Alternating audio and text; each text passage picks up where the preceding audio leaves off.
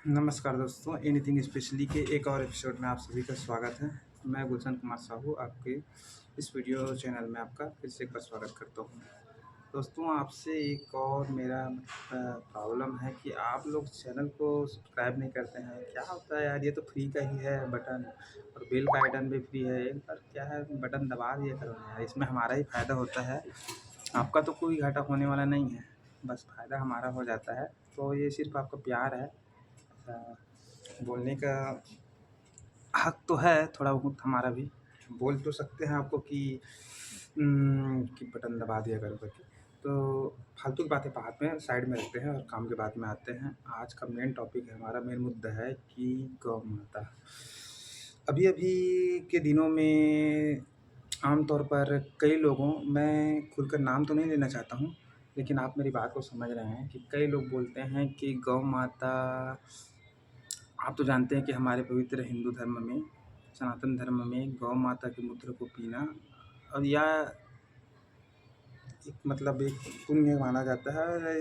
इसको अब साइंटिफिक भी प्रूव किया जा चुका है कि गौ माता के मूत्र में कई ऐसे पदार्थ, कई ऐसे पौष्टिक पदार्थ पाए जाते हैं जिससे कई बीमारी से भी शरीर की प्रतिरोधक क्षमता में को बढ़ाने का काम आता है। साथ ही साथ कई बीमारियों से भी लड़ती है। तो कई लोग बोलते हैं कि आप गौमूत्र क्यों पीते हैं, अपना मूत्र पीजिए, इंसान का मूत्र पीजिए, दुनिया का मूत्र पीजिए, इसका मूत्र पीजिए, उसका मूत्र पीजिए। ऐसे लोगों को मैं कड़वा वाणी को मैं रोक तो नहीं सकता इनकी बातों को, इनके कड़वे वाक्यों को, लेकिन इतना बता देना चाहता हूँ कि ये बोलते हैं कि हम एक भगवान को मानते हैं, हम मूर्ति पूजा नहीं करते हैं, हम ये करते हैं, हम वो करते हैं।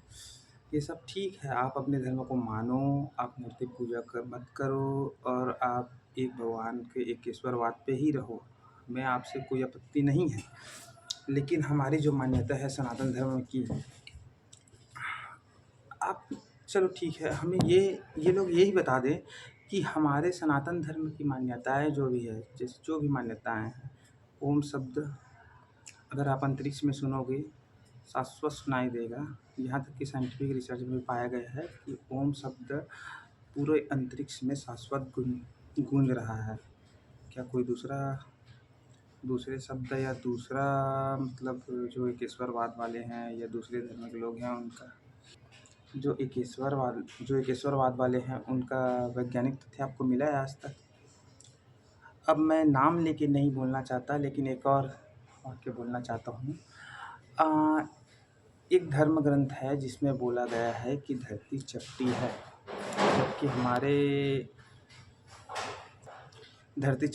जबकि हमारे इतिहास में हमें जो पढ़ाया गया है, हम जहाँ तक मैं पढ़ा हूँ, मैंने पढ़ा है कि हम उस विषय को ही भूगोल बोलते हैं, जिसका संधि विच्छेद करेंगे तो हमें पता चलता है कि भू धन गोल, भू मतलब भूमि, गोल मतलब जो आकृति है उसकी गोल है। तो आप ही बताइए कि हमारा जो सनातन धर्म ज़्यादा साइंटिफिक हुआ, या जो अलग धर्म है जिनका एकेश्वरवाद है, जो लोग एकेश्वरवाद को मानते हैं, जो मूर्ति पूजा का बहिष्कार करते हैं, वो ज़्यादा साइंटिफिक हुआ कि अपना सनातन धर्म? इसके अलावा और कई तथ्य हैं, जैसे कि हमारे जो ज्योतिष खंड में ही देख लेते हैं। ज्योतिष खंड में हमारे सनातन धर्म में ज्योतिष खंड में 9 अंक का बहुत ही ज़्यादा महत्व है। अब 9 अंक का महत्व कैसे है? 9 का पहाड़ा को आप 10 तक पढ़िए। 9 दहम 90, 9 और 90 में 9 और 0 का बीजांक कितना हुआ? 9। 9 दूनी 18, 18 में 9 दूनी 18, 18 का बीजांक कितना हुआ? 1 + 8 = 9, 1 + 8 = 9, 9 तिया 27, 2 + 7 = 9, 9 चौक 36, 3 + 6 = 9। यहाँ तक कि 9 तक के जितने हैं 10 तक के, यानी 10 तक पढ़ो, पूरा 10 तक के 10 अंक का बीजांक आपको 9 ही मिलेगा। ये हर चीज़ें, और इसके अलावा और चीज़ें, कई चीज़ें हैं, मैं बताऊँगा तो आप गिनते-गिनते थक जाएँगे। हमारा जो नया वर्ष है, जो इंग्लिश कैलेंडर है, उसमें 1 ऑफ जनवरी को मनाया जाता है नया साल, जबकि हमारा नया साल अलग होता है। पूरे विश्व में देखिएगा, हमारा ही नया साल क्यों अलग होता है चैत्र नवरात्रि में। तो हर चीज़ के पीछे हमारे साइंटिफिक इफ़ेक्ट है। अब देखो, चीज़ बताना चाहता हूँ। साइंस ने नवग्रहों की खोज की, अंतरिक्ष की खोज की। हमारे जो ऋषि मुनि थे ना, आप इस बात पे गौर कीजिएगा, ये बहुत ही यानी कि एक अंकित वाक्य बोल रहा हूँ मैं, एक बहुत ही महत्वपूर्ण चीज़ बोल रहा हूँ, इस बात पे गौर कीजिएगा। वैज्ञानिकों ने कुछ साल पहले ही, कुछ सालों, लगभग वही 2 साल, 200 साल, 300 साल या 150 साल इसी करीब नवग्रहों की खोज की थी, जबकि हमारे ज्योतिष खंड में कई कई है 100 साल यानी कई दशकों पहले ही हमारे ज्योतिष खंड में ही नवग्रहों का मतलब उल्लेख कर लिया गया था। कैसे किया गया था? शनि, मंगल, ये ग्रहों के नाम पे ही तो राशियाँ बनाई गई थी, जो अपना जो बनाया गया था ग्रहों के नाम में अपन ज्योतिष खंड में बनाए गए थे, खगोल शास्त्र में ज्योतिष खंड में जो ग्रहों के नाम पे ही तो रखे गए थे कि आपका राशि गुरु शनि है, आपका राशि गुरु बुध है, मंगल यहाँ है, सूर्य वहाँ है, चंद्र यहाँ है, राहु है, साढ़े साती लगी है। तो ये ग्रहों के नाम पे ही तो ये सब रचना की गई थी हमारे सनातन धर्म में। तो दोस्तों ज़रा विचार कीजिएगा, ये जो अंग्रेज़ आए बीच में और उसके बाद उन्होंने, ये अंग्रेज़ जो इन्वेडर थे, ये लोग भी क्या है, मुग़ल भी इन्वेडर थे, ये लोगों ने हमारे बुद्धि को भ्रष्ट कर दिया। हम लोग पहले क्या करते, मिट्टी से लगाव रखते थे, अब मिट्टी से लगाव रखना बंद कर दिए। आपने बोला होगा, ज़्यादातर लोग बोलते हैं, मैंने सुना है कि B12 कहाँ से मिलता है? मांस से मिलता है। ठीक है, मांस से मिलता है भाई, बढ़िया है, चलो हटाओ इस बात को। B12 मांस से मिलता है। मैं बताता हूँ, आप एक गूगल कर लीजिएगा, अगर मेरी बात पे भरोसा नहीं है आपको तो गूगल कर लीजिएगा। B12 पहले ज़माने में हम क्या करते थे, सब्जियां ऐसे मिट्टी से निकाल के खा लिए हम। जैसे कि मूली है, अपना मूली को हम लोग क्या करते थे पहले ज़माने में, हम लोग जब बच्चे थे उस समय की बात है ये, हम लोग क्या करते थे, मिट्टी से निकालते थे मूली को, और मिट्टी से निकाल कर ऐसी ज़्यादा नहीं धोते थे, थोड़ा बहुत धो लेते थे और ऐसे मिट्टी के साथ खा लेते थे। पहले तो हम जब बच्चे थे तो बीमार तो नहीं पड़ते थे, और कुछ भी हो, गाजर हो, मूली हो या साग सब्जी हो। अब अभी क्या है, बहुत साफ़ सफाई वाला हो गया है, अभी का जो दिनचर्या का आम आदमी हो गया है, बहुत साफ़ सफाई वाला है। तो क्या करता है, जब तक कि सब्जी पूरी तरीक़े से साफ़ नहीं होता है तब तक वो उसको खाता नहीं है ना? तो फिर क्या होता है, उसका पूरा साफ़ करने से उसका B12 जो मिट्टी में पाई जाती है ना, B12 वो पूरा निकल जाता है। तो कहाँ से B12 मिलेगा उसको? कहने का तात्पर्य मेरा दोस्त ऐसा है कि अगर आपको B12 चाहिए तो आप मिट्टी से लगाव रखना शुरू कीजिए, तब आपको B12 की पूर्ति भी हो जाएगी। मिट्टी से लगाव अभी की बात नहीं है, पहले ज़माने में जब मशीनें नहीं थी, ना आपका ट्रैक्टर था, ना कोई भी इन्वर्टर कुछ भी नहीं था, ना बिजली था, ना पानी का व्यवस्था, जो भूमिगत जल निकलता है वो भी नहीं था। तो पहले क्या करते थे लोग बाग क्या करते थे, कुएँ से पानी निकाल कर पीते थे, है ना? तालाब का पानी पीते, उसमें भी मिट्टी में नदी का पानी ले जाते थे, नदी का पानी भी उसमें भी खनिज लवण पाया जाता था, उसमें भी B12 पाया जाता था। उसके अलावा बहुत सारी चीज़ें थी, सब्जियाँ ऐसी खा लेते थे, ज़्यादा नहीं धोते थे उसको एकदम, है ना? और उसके अलावा जो भी बहुत सारी चीज़ें हैं, हम क्या करते हैं, पहले आप लोग भी जाने होंगे, बताइएगा मेरे को, आप में से कितने लोगों ने नीम का दातून किया है? इसके फ़ायदे मैं गिनाते हुए थक जाऊँगा, लेकिन आप ही बताइए। मैं आपको बोलूँगा, आप मेरे बात पे 100% मत में नहीं होंगे, क्योंकि आप में से 90% लोग अभी भी ब्रश का उपयोग करते हैं। 90 क्या, मतलब वही 99% बोल दूँगा तो भी झूठ नहीं होगा, क्योंकि आज की डेट में सब कृत्रिम चीज़ों का उपयोग बढ़ गया है। भाई आर्टिफ़िशियल चीज़ यूज़ करोगे और बोलोगे आप कि हम स्वस्थ क्यों नहीं हैं, तो कैसे होगे? ये कैंसर किसका है? जो पानी की बोतल रहती है ना, पहले के ज़माने में क्या होता था, मिट्टी के बर्तन में, मिट्टी के गिलास में पानी पीते थे, मिट्टी के बर्तन से पानी पीते थे। अभी क्या हो गया, प्लास्टिक की बोतल हो गया। प्लास्टिक की बोतल में जो पानी रहता है दोस्तों, एक बार आप गौर कीजिएगा, जो प्लास्टिक के बोतल में जो पानी के कण रहते हैं ना, जो पानी डलता है ना, प्लास्टिक के छोटे-छोटे कण ना उसमें तैरते रहते हैं। छोटे-छोटे इतने सूक्ष्म होते हैं, जिस सूक्ष्मदर्शी से स्कोप से ही देखने पर दिखाई देगा आपको। इतने छोटे कण तैरते रहते हैं, इसी के कारण ही तो कैंसर होता है। जो आप डेली प्लास्टिक में पानी पीते हो ना, आज से ही बंद कीजिएगा। और मिट्टी के बर्तन का उपयोग शुरू कीजिए। इसमें हमारे कुम्हार जो भाईजन हैं उनका भी रोज़गार बढ़ेगा और देश का पैसा देश में ही जाएगा। इसमें आप स्वस्थ भी रहेंगे, आपका स्वास्थ्य भी ठीक रहेगा और साथ में देश का पैसा देश में जाएगा।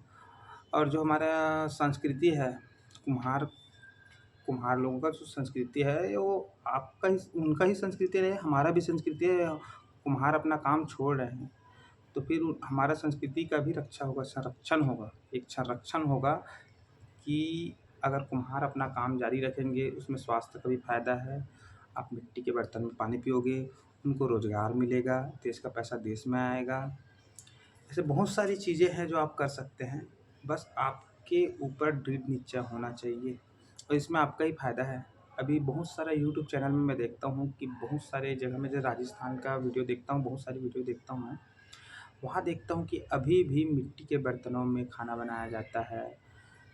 राजस्थान में देखता हूँ तो बाजरे की रोटी को मिट्टी के बर्तन में सेका जाता है और वो लोग अभी भी दही, घी का उपयोग करते हैं, जिसमें कितना वसा होता है, फिर भी वो लोग पचा देते हैं। और कैसे दिखते हैं, काढ़ी लकड़ी की जो डंठल रहते हैं ना, फिर भी वो लोग मोटे नहीं होते, उन लोग के में वसा जमा नहीं होता, उनके शरीर में सब पच जाता है। तो उनका पाचन तंत्र कैसा होगा? ज़्यादातर राजस्थान में गाँव तरफ निवास करते हैं लोग बाग, उनका पाचन तंत्र इतना दृढ़ होता है, इतना अच्छा होता है ना कि वो सब जितना वसा रहता है ना, बाजरे की रोटी को ऐसे तोड़ लेते हैं वो लोग और तोड़ने के बाद उसमें घी डाल के उसको ऐसे रगड़ के, तोड़ के रगड़ के खाते हैं वो लोग। वो लोग ज़्यादातर मैं देखा हूँ तो वो लोग वो ग्वारफली की सब्ज़ी ज़्यादा खाते हैं, मैं ज़्यादातर देखा हूँ तो, और कड़ी की सब्ज़ी। तो ये सब बातें हैं, आप लोग अपनी संस्कृति का संरक्षण कीजिए। लोगों की बातें में मत आइए कि कौन किसका मूत्र पी रहा है, कौन किसका मूत्र नहीं पी रहा है। आप अपनी संस्कृति, अपने सनातन धर्म को संरक्षण करिए ना, क्यों दूसरों की बातें में आते हैं। सो दोस्तों, आपसे यही गुहार है। मेरा किसी धर्म से विवाद नहीं है, ना किसी धर्म को कुछ गलत नहीं बोलना चाहता हूँ मैं बोलना चाहता हूँ आप अपने धर्म का संरक्षण कीजिए, अपने धर्म का पालन कीजिए। जब कोई दूसरा धर्म का आदमी अपने धर्म को छोड़कर आपके धर्म, आप किसी मुस्लिम को बोलिए, किसी क्रिश्चियन को बोलिए मंदिर में आने के लिए, मैं अभी देखता हूँ तो ज़्यादातर हमारे जो समुदाय के लोग हैं कहीं भी चले जाते हैं, क्योंकि हम लोग सर्वधर्म समभाव को मानते हैं। लेकिन अगर आप एक मुस्लिम को, एक क्रिश्चियन को बोलिए, एक बोलिए तो ज़रा, क्या बोलेंगे, आपके कदम नहीं रखेंगे आपके मंदिर, आपके प्रसाद को खाएंगे नहीं। तो ये सारी चीज़ें हैं, बहुत सारी चीज़ें हैं जिसमें आज मेरा मन किया कि आपसे डिस्कस करूं। आप लोग मेरे को बताइएगा। मेरा मेरा किसी मुस्लिम मेरे बहुत सारे मुस्लिम दोस्त हैं, मेरे बहुत सारे क्रिश्चियन दोस्त हैं, बौद्ध दोस्त भी हैं, मेरा किसी से पर्सनल दुश्मनी नहीं है। मैं सिर्फ़ और सिर्फ़ आपको, हमारे समुदाय वाले लोगों से बोलना चाहता हूँ कि आप भी अपना समुदाय, अपना सनातन धर्म का संरक्षण कीजिए, उस पे ध्यान दीजिए। हमारा धर्म ऐसा छोटा-मोटा धर्म है, कई हज़ारों सबसे पुराना धर्म है विश्व में। अभी मोदी जी के संरक्षण में हमारा धर्म बहुत ही फल फूल रहा है, पूरा देश-विदेश में फैल रहा है। आप अपने धर्म का संरक्षण कीजिए, अपने सनातन धर्म का पालन कीजिए, साथ ही साथ दूसरे धर्म का भी सम्मान कीजिए और अपने जो परंपरा है, अपनी जो संस्कृति है उसका संरक्षण कीजिए। और जो हमारा जो सनातन संस्कृति है, इतना पुराना, इतना साइंटिफिक है ना, दुनिया में कहीं भी खोज लो, इतना साइंटिफिक धर्म कहीं नहीं मिलेगा।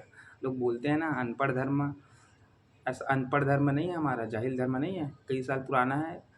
जो विश्व प्रसिद्ध यूनिवर्सिटी थी, सबसे पुरानी यूनिवर्सिटी, कितने सारे उसमें मतलब पुराण थे, लेख थे, जिनको विदेशी इन्वेडरों ने जला दिया। नालंदा यूनिवर्सिटी, यहीं से तो देश विदेश के स्कॉलर आए थे, यहीं से पढ़ाई करके गए थे पुराने ज़माने में और वो वैज्ञानिक बन गए। यहाँ तक कि जो परमाणु बम का जो वो क्या बोलते हैं उसको, परमाणु बम का आविष्कारक, वो गीता को पढ़ के उसका आविष्कार किया है। फेसबुक का जो ऑनर है मार्क जुकरबर्ग, वो अपना भारत में कोई संत है, क्या बोले, नीम बाबा, ऐसा कुछ नाम है उनका। आप मेरे को कमेंट में बताइएगा, मेरे को उसका नाम याद नहीं आ रहा है। फेसबुक को उसका मालिक और जो ऑनर और उसका ऑनर क्या बोलते हैं आपका एप्पल का नाम मेरे को पता नहीं, आप मेरे को कमेंट बॉक्स में बता दीजिए। वो दोनों नीम बाबा, क्या नाम, नीम कुछ बाबा है, उसके पास आए थे जब वो हार गए थे, निराश हो गए थे अपनी ज़िंदगी से, तो वो भारत में आए थे।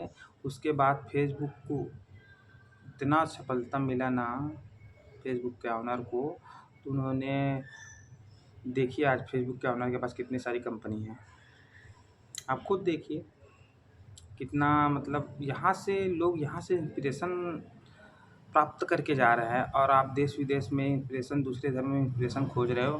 तो बस मेरी आपसे यही गुहार है कि अपने धर्म का संरक्षण कीजिए, अपने सनातन धर्म का संरक्षण कीजिए। और दोस्तों अगर वीडियो अच्छी लगी हो तो लाइक कीजिए, सब्सक्राइब कीजिए ऐसी वीडियो के लिए। कोई अगर आप कुछ वीडियो आपको अच्छा लगता है या आपको कुछ सुझाव है मेरे मेरे को, कि आपका वीडियो में कोई बात बुरा लगा हो, तो कमेंट में मेरे को बताइए। बाकी बस आज के लिए इतना ही। आप मेरे को कमेंट में बताइए कि अगला वीडियो आपको कौन से टॉपिक में चाहिए। मिलते हैं दोस्तों नेक्स्ट वीडियो में। हाँ, लेकिन ये घंटा दबाइए, पहले मैं बता देता हूँ, सब्सक्राइब का और बेल आइकन का, और लाइक कीजिए, शेयर कीजिए दोस्तों। आपका प्यार हमारे लिए बनाए रखिएगा। बहुत बहुत धन्यवाद। जय श्री राम।